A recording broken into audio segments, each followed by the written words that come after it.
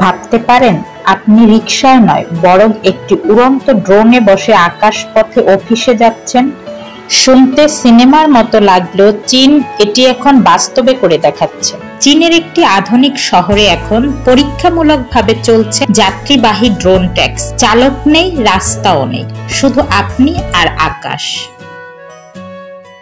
এই ভিডিওতে আমরা জানব এই অবিশ্বাস্য প্রযুক্তি সম্পর্কে এবং কিভাবে কাজ করে এই ড্রোন ট্যাক্সি। ভবিষ্যতে বাংলাদেশেও এমন কিছু সম্ভব কিনা। চলুন তাহলে জেনে আসি এই ড্রোন ট্যাক্সি কি।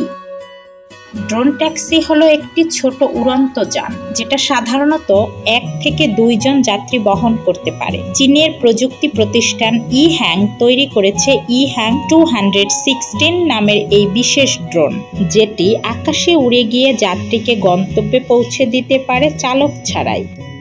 এর গতি ঘন্টায় প্রায় 130 কিলোমিটার এবং এটি সম্পূর্ণ ব্যাটারির সাহায্যে চলে।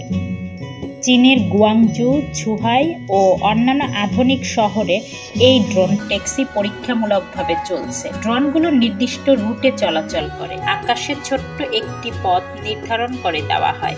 ব্যবহারকারীরা শুধু গন্তব্য বেছে নেয় এবং বাকি কাজ করে সফটওয়্যার। এই প্রযুক্তি ভবিষ্যতের পরিবহন ব্যবস্থা পাল্টে দিতে পারে, যেমন ট্রাফিক জ্যাম কমাতে পারবে, বায়ু দূষণ কমাতে পারবে এবং মানুষের সময়কে বাঁচাতে পারবে।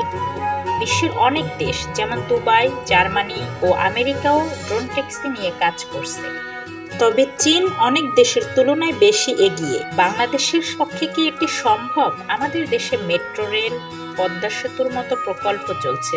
তবে ড্রোন ট্যাক্সি নিয়ে ভাবা কি দূরবর্তী কোনো স্বপ্ন? বিশেষজ্ঞরা বলেছেন প্রযুক্তি আমাদের কাছেও পৌঁছাবে, শুধু দরকার আগ্রহ ও পরিকল্পনা।